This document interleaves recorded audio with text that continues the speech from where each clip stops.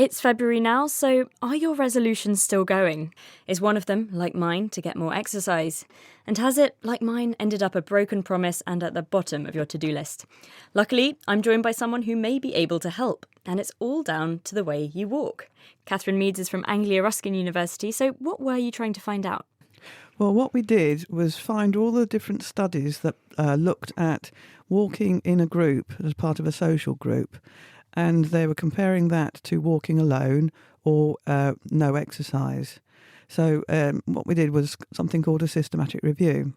And we found all of these studies, we put them together to find out whether overall we could find out whether walking in a social group would actually be better than walking alone or no exercise. And why did this where did this question come from?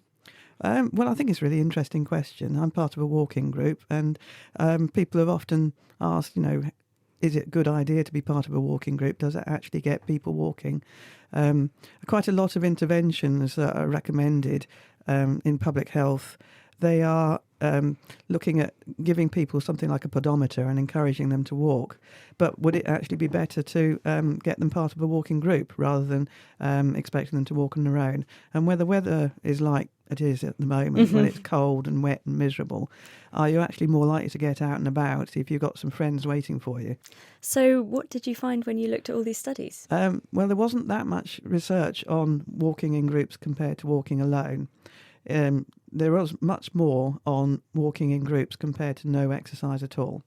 There were 14 studies that we had on that, but there's only 4 studies on walking in groups compared to walking alone.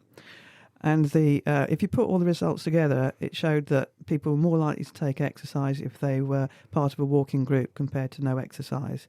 But the other part of the study, compared to walking alone, there wasn't enough studies really to show that there was demonstrable benefits.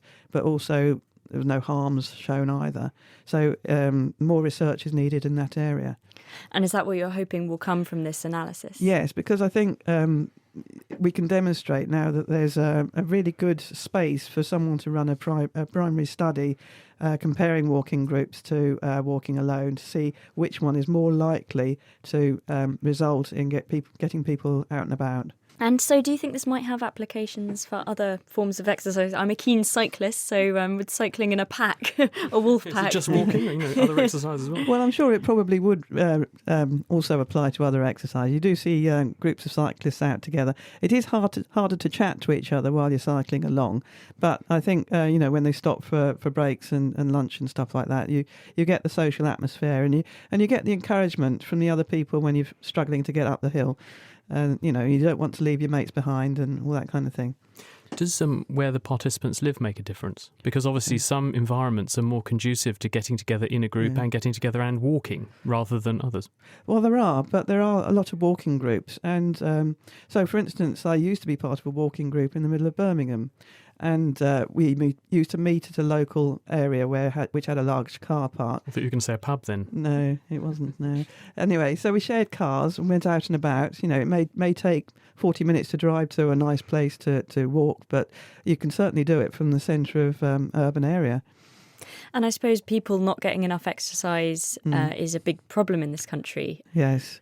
Public Health England have got recommendations for the amount of exercise we need to do.